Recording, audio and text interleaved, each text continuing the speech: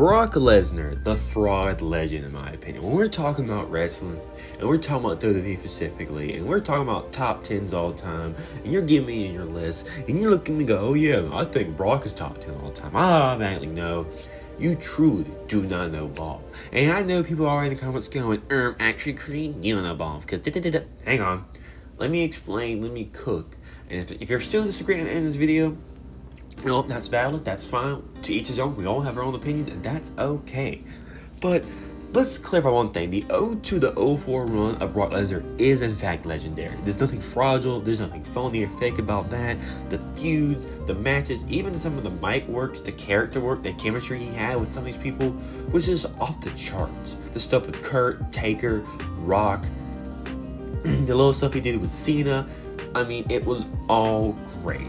The stuff with Eddie, for Christ's sake, I mean, everything he did was, in fact, legendary, fun, must-see TV. The SmackDown Iron match between him and Kurt, it was one of my all-time favorite wrestling matches. Yes, not just to the V, all of wrestling. I've watched that match at least 4 or 5 times in the last year, because I watched that match at least once or twice each year. It's one of my favorite matches. But that's where the rainbows and sunshines end, because when Brock returned to 2012, it was definitely a bumpy, and I repeat, bumpy ride. Brock's return in 2012 was very iconic, and if he wasn't there, man, you missed out. I remember waiting excitedly after school to watch Monday Night Raw. Cena lost The Rock. It was the wrong choice. But anywho, excited to see what would happen with John Cena. And essentially, the whole story Cena would be telling is that, oh, The Rock ruined my life. So he feuded with Brock Lesnar, the man who loves to kill people for fun and for his pastime. And then you have Brock Lesnar lose to John Cena? Oh. Okay, I mean, that's definitely a decision of all time. I mean, sure. It was a great match, though. Great match, but whatever. That's not Brock's fault. That's not really his control, but whatever. Then Brock would go on to feud with Triple H, and the most forced storyline ever. Because it's like, oh my god, Triple H, everyone loves Triple H because he's a legend, and Brock has no respect for authority. And it's kind of like, okay.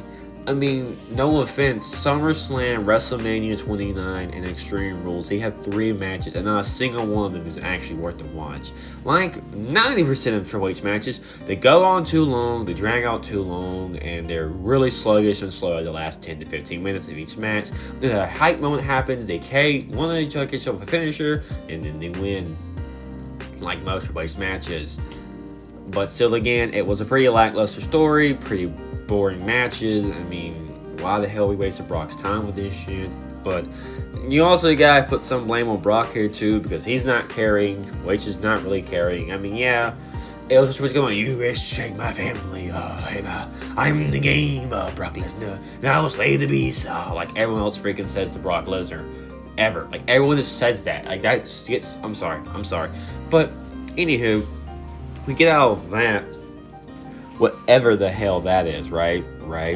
And then we move on to 2014. And essentially in 2014, we would get him feuding with the Big Show. Also, side mention, he did face CM Punk in 2013 at SummerSlam. But that was actually a pretty good story. But give him credit for that one. Anywho, Royal Rumble 2014, he beats Big Show in like 3 minutes. Also, it's the Big Show in the Big O 2014. Who is taking this serious?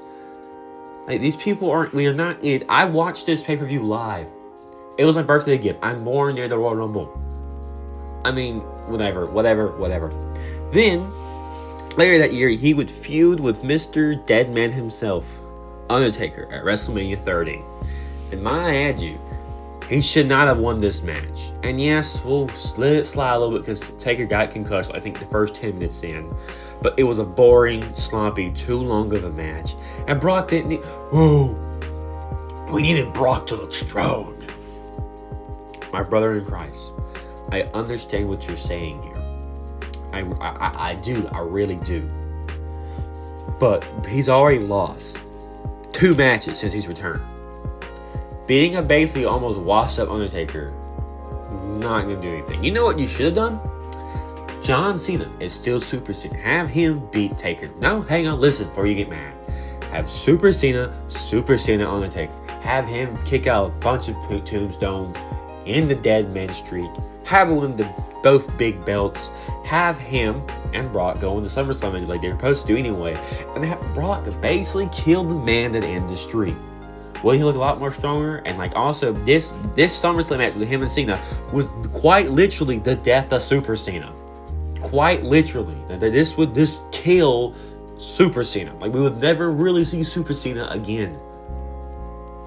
So, yeah. Then Night of Champions happened. Cena would win by disqualification, but that doesn't really matter. And then that was in September, and we won't see Brock again until January. This is where Brock would start hostage the belt. And like, I don't care. People say, well, Brock isn't an attraction. Brock is a Then don't put the belt on him. Like, I'm sorry, but I don't care what company it is. I don't care what superstar. It could be Prime Kenny Omega, Prime Shawn Michaels. It can be Darren Prime, whoever. I want my champion on the show at least once or twice a month. Okay? It don't have to be every other week, every other show, but at least twice. You can give me twice a month. You can give me every pay-per-view, or at least every other pay-per-view. You like, come on, man. Let's be real. Let's be real here.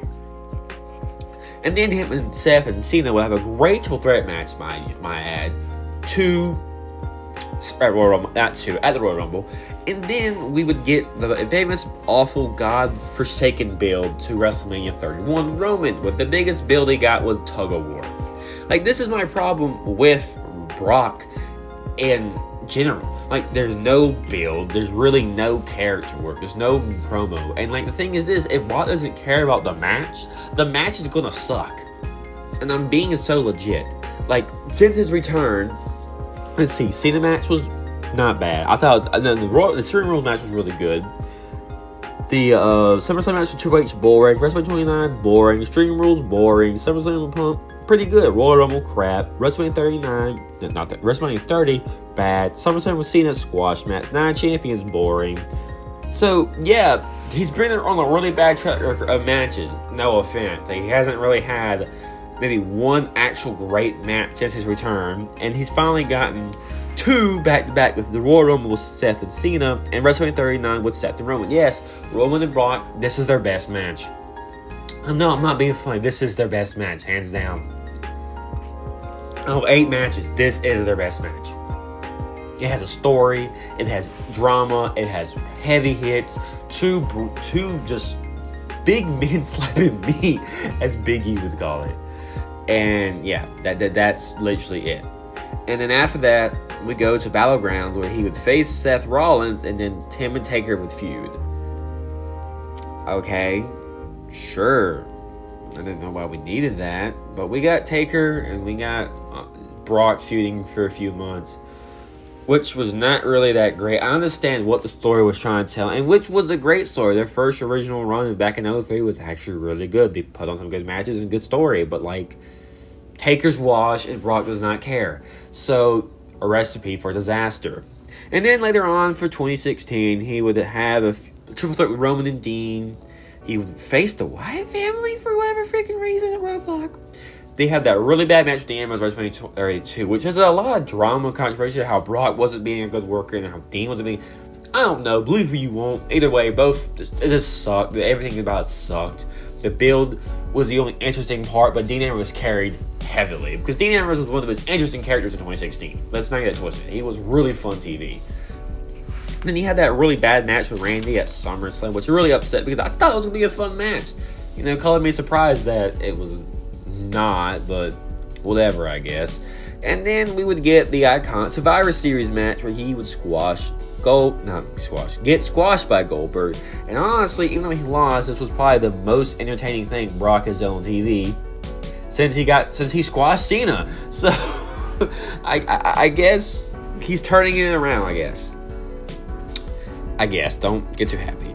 And then he would close 2016 out by getting squashed by Goldberg, and then would go into 2017. And if you thought 2012 and 2016 was full of a mixed bag, 2017 to 2019 is what I like to call the reign of terror. And yes, you heard that right. We're gonna experience true unimaginable pain. I was pretty nice for 2012 to 2016. There's a mixed bag of things. I wasn't really expecting too much, but this is truly where Brock's legacy gets smiked down by 100. Let's start with the Dark Age, the Reign of Terror, 2017 to 2019. And now here's where I really start to cook Brock Lesnar. Brock Lesnar has been heavily carried by Paul Heyman's mic work, and Brock Lesnar has really had no character work, and Brock Lesnar has had really either good matches, meh matches, or bad matches, and that's it. This is the only 3 solid rounds for Brock. In 2017, we rolled in, Goldberg squashes Kevin Owens, because bump it, right?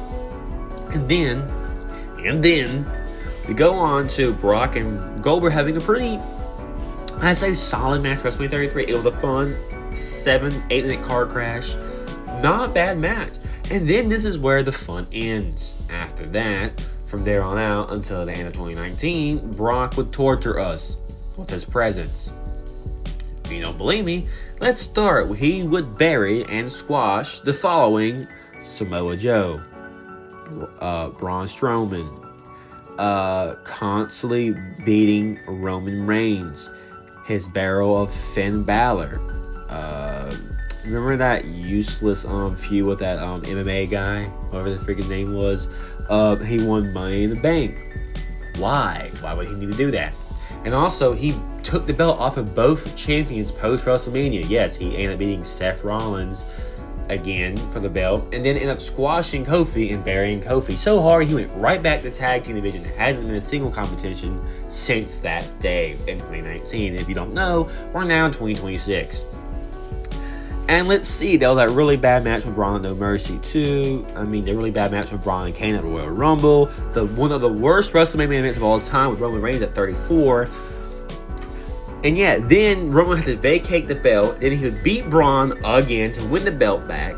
Because why? Screw it, that's why. Of all of this, the only 2 matches worth to mention is the Survivor Series match with Daniel Bryan and the WrestleMania 35 match with Seth. Everything else before and after that is trash. No, wait. Good, bad, really bad. No, AJ Styles was good. Royal Rumble, bad. WrestleMania 34, bad. Royal Rumble, bad. Survivor Series, no. SummerSlam, sorry. Not so great. Rowan won, though.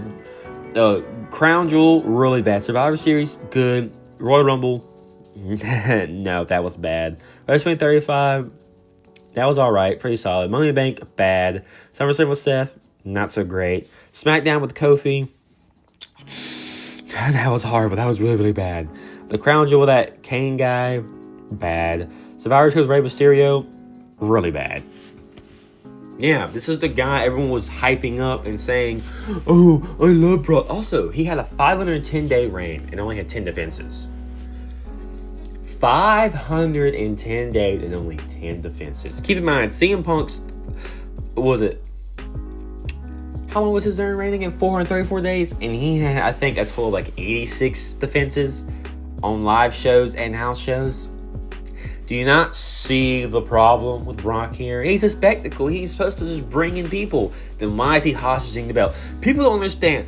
Brock hogging this belt was so bad. People give Miz credit for carrying Monday Night Raw as IC champion. Yes, people give The Miz, Mike The Miz, Mr. Awesome credit. If Brock was a full-time champion, Miz would get no credit for that run. I'm being so for real. Brock's absence pushed Miz up higher than he should be. Because people will talk about 2017, 2019 Miz like it was his generational run, but actually, it was doo-doo garbage, but we don't talk about that. So, okay, the stuff with Dolph Ziggler was good though. Let me clarify that. But outside of that, it was mainly garbage. So, yeah, Brock's had flipped a lot of narratives. He buried a lot of people from Finn, Samoa Joe, Braun Strowman, Kofi Kingston, making Seth look weak. The Money in the Bank win made everyone look. Mr. Ali was on the top of the goddamn ladder looking dumbfounded. And instead of grabbing the briefcase like he should have and just called in for himself, he stood there like, oh, he's brought in there. My brother in Christ, grab the briefcase. Please, grab the briefcase. So, yeah. 2017, 2019 was, honest to God, just awful. 2012, 2016 was a mixed bag. You can find some good, you can find some ugly, you can find some meh. But 2017, 2019, there was maybe 3 good things out of that entire. And maybe the Fatal 4-Way match, but like, I think it's slightly overrated. Good match, but I think it's slightly overrated. But anywho, this era would somehow still be really bad. But the next one that follows through would just be almost as equal as bad, but we don't talk about as much because people like to push their own narratives. So let's go to 2020 to 2023 Brock Lesnar, shall we? This era of Brock truly shows how you can tell someone actually watched during this time. Because people like to fit the narrative that, oh, Brock made Seth, Drew, and Cody stronger. First of all, he made Seth look like a joke. Seth was hated coming into the match at SummerSlam. Both dudes were getting booed out the building. The only guy he made look strong was Drew, and Cody didn't need it, and also the Cody stuff didn't make sense. But we'll get there when we get there. 2020, Drew wins the Royal Rumble, goes on, beats Brock Lesnar at WrestleMania 36. Unfortunately, like we all know how the story goes, there was no crowd, so poor Drew, but that's usually how life goes. We've all been there, right? So, after that, Brock kind of leaves for around a year-ish. He returns, and then it just gets really, really bad, because people have to forget, Brock leaves for about a year because of COVID. He comes back at the end of 2021, going into 2022. He would win the WWE Championship on New Day. Right. Originally planned was supposed to be Seth. So we could have got Seth and Roman at WrestleMania 38. Keep that in mind. Then we get Seth not winning. Brock wins the belt. He loses the belt to Bobby Lashley.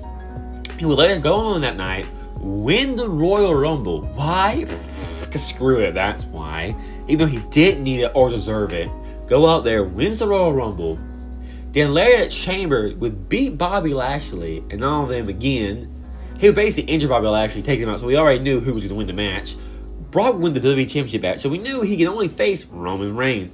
All this worked just for another Roman match, another Roman main event, and this match was billed to be the greatest or the biggest main event in WrestleMania history. It was a 12-minute finisher fest that was sloppy, boring, had no story, and it was dreadful. And at least Roman win. But no offense, I'm not a big fan of double champions. Very few people can pull off double belts, 3 belts, 4 belts. It's a very hard craft, a very hard thing to do. So if the few people who has done it and made it look good in history, shout out to you guys.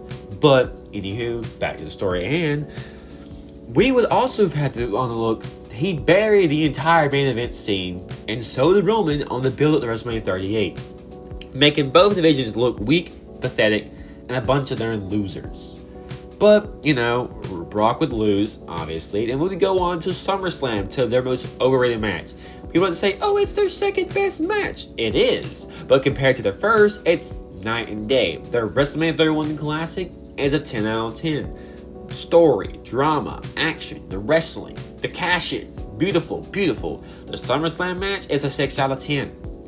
It's over-the-top bullcrap between the two, and you're making Brock look super duper strong and making him look almost impossible to beat to your double champion Roman Reigns, who's been on an iconic legendary reign. You're making Roman look weak, and he's the champion, and he wins, and he still looked weak. And they also buried Austin Theory during this as well. Sorry, Austin. So, yeah. You have 2022, they're basically burying both men divisions. I'm giving Roman some blame here too. Burying Austin Theories and making Roman look weak, even though he's the double champion and wins the match. What was thy reason, Batman? What was thy reason? I'm missing the point of this. So, yeah. Then we go to 2023, where basically he does a bunch of really nothing, in my opinion. What? He has, I think, another match with Bobby. And then he beats Omos? Is it Omos? I forgot about this guy, honestly. Like, no offense, this dude has done really nothing. He did have that really cool tag team with AJ. But, yeah, Brock buried him, like, in 4 minutes. Of course, that if you didn't expect anything else, I don't fucking know what to tell you there. Cody versus Brock happened, where Brock turned on Cody. For what reason?